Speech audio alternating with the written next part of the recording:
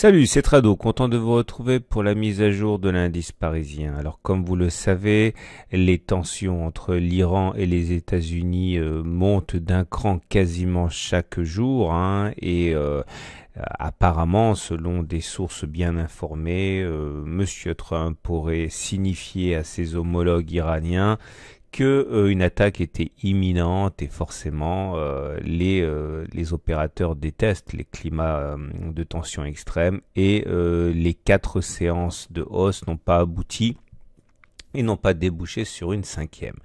Première des choses à remarquer, c'est que au point près, regardez comme l'analyse technique peut parfois être impressionnante, au point près la hausse est venue mourir sur la résistance hebdomadaire des 5581, 5602. Vous imaginez bien qu'il ne peut pas s'agir d'un hasard, mais effectivement le signe, la preuve que de plus en plus d'opérateurs utilisent l'analyse technique. Et nous avons donc plusieurs choses à noter. Tout d'abord, effectivement, la validité de cette résistance hebdomadaire des 5580 à 5602. Deuxième chose, le gap en mauve maintenant, c'est-à-dire qu'il y avait une absence de cotation entre les plus bas de la séance du 3 et les plus hauts de la séance du 6. Ça s'appelait un gap. Il a été progressivement comblé. Maintenant, il a disparu. On va l'enlever tout de suite pour gagner un petit peu en clarté. Ce qu'il faut noter également, c'est qu'on avait ouvert un gap entre les plus hauts du 19 juin et les plus bas du 20 juin.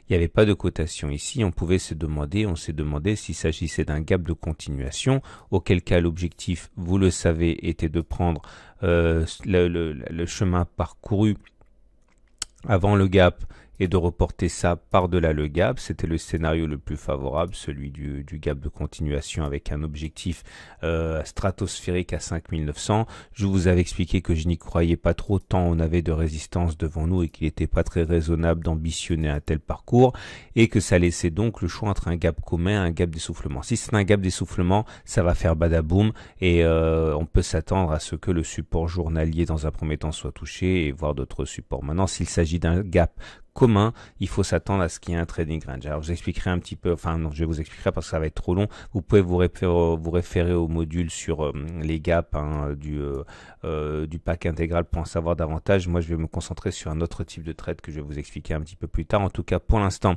le chandelier japonais du jour, comme vous pouvez le voir, est un chandelier hyper vilain parce que on termine dans le tiers baissier, c'est pas bon. Ensuite il est rouge, ça veut dire qu'on termine plus bas que l'on a ouvert, et enfin regardez cette longue mèche haute ici qui montre à quel point les haussiers ont perdu la main tout au long de la séance, et n'ont pas réussi à les tenir justement. Alors je suppose que maintenant si on doit imaginer une consolidation, qui est tout à fait possible, on a besoin d'avoir des repères. Moi je propose de regarder ce canal ici qui a accompagné la hausse, et on va dire la chose suivante: tant que l'on se maintient à l'intérieur de ce canal noir, il n'y a aucune raison de s'inquiéter. Maintenant, si on devait casser ce canal noir, on y reviendra un petit peu plus tard. Il faudra changer notre fusil d'épaule, mais pour l'instant, vous voyez qu'on en est loin, surtout qu'on va céder de Fibonacci. Je vous rappelle que là également, si vous voulez savoir comment ça fonctionne et comment ça se trade, vous avez tout ça dans le module sur Fibonacci de la formation intégrale. On considérera qu'un retour sur les 23,6% de Fibonacci est un élément tout à fait envisageable. Alors, je vous donne par exemple ce trade-là que certains prendront.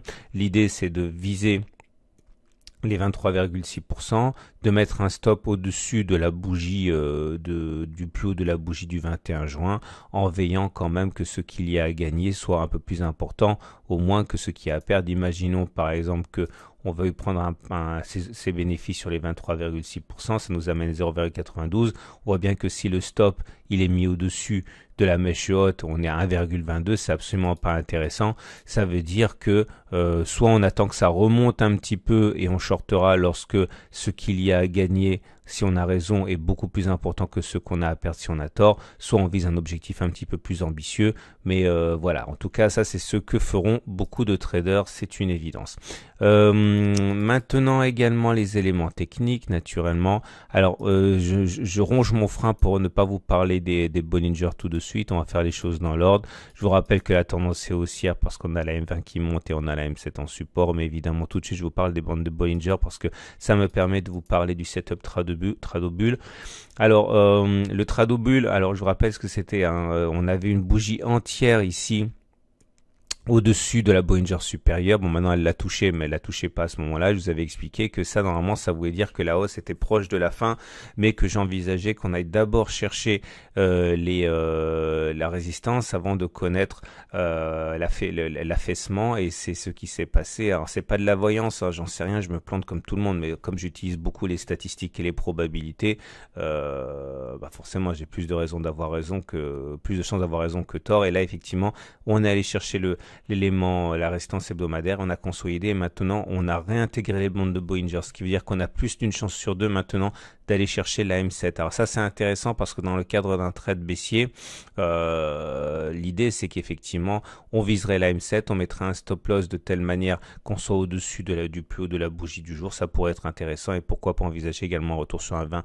On verra ça au fur et à mesure. Regardez les éléments techniques, le momentum au-dessus de 0, le RSI au-dessus de 70, c'est toujours bon, le MACD au-dessus de son signal latent, les indicateurs lents sont toujours positifs. Par contre, on sent que les indicateurs rapides sont sur les starting blocks pour initier un cycle baissier. Le MACD 0 est tout près de signer ce croisement de signal, de même que le stochastique, et le CCI est un peu plus tranquille au-dessus de 100. Mais en tout cas, voilà, le but du jeu, ça va être pour les baissiers d'espérer, s'ils initient un trade baissier, hein, que la contagion des éléments techniques courts vers les éléments longs se fasse. On termine avec l'Ichimoku.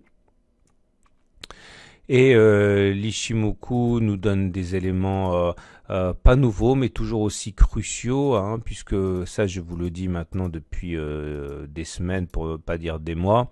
L'idée c'est que lorsque vous mettez l'Ichimoku, vous avez vu, on a eu un twist ici, un autre twist là, généralement ça veut dire qu'il y a un trading range qui se profile. Et vous avez dit également depuis belle lurette que tant qu'on ne cassait pas les 5600 à la hausse, ou tant qu'on ne cassait pas les 5150 à la baisse, les évolutions n'étaient pas significatives sur le moyen terme, c'était de la gesticulation. Seule une cassure à la hausse initierait sans doute une tendance haussière de moyen terme, une cassure des 5150 initierait une tendance baissière de moyen terme, et là, comme vous voyez, comme par hasard, on vient mourir sur les 5580 militants, donc, hein, pour qu'on n'ait rien de significatif qui se soit produit jusqu'à maintenant.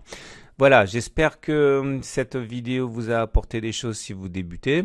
Je vous invite à regarder à la fin de cette vidéo, d'une part, l'analyse de moyen terme pour ceux qui s'intéressent à l'investissement sur le CAC, le DAX, le Dow Jones pour le moyen long terme. Également, vous retrouverez sur le site la dernière mise à jour de l'or. Alors c'est marrant parce que forcément, maintenant que l'or a pris 20% et qu'on a dépassé les niveaux records de 2013, tout le monde commence à s'intéresser à l'or parce que les médias commencent à s'intéresser à l'or. Mais bon, voilà, le problème c'est que c'est beaucoup plus dur de trouver des points d'entrée lorsque l'on a pris 20% que lorsqu'on était sur des supports comme on l'a vu depuis des semaines et des mois, hein. Donc voilà, si vous voulez vous intéresser à l'or, parce que je pense franchement que l'or n'a pas dit son dernier mot, ou loin s'en faut, je vous invite à regarder la vidéo sur l'or, sur l'argent et sur Bitcoin que vous trouverez également sur le site. À demain pour la mise à jour.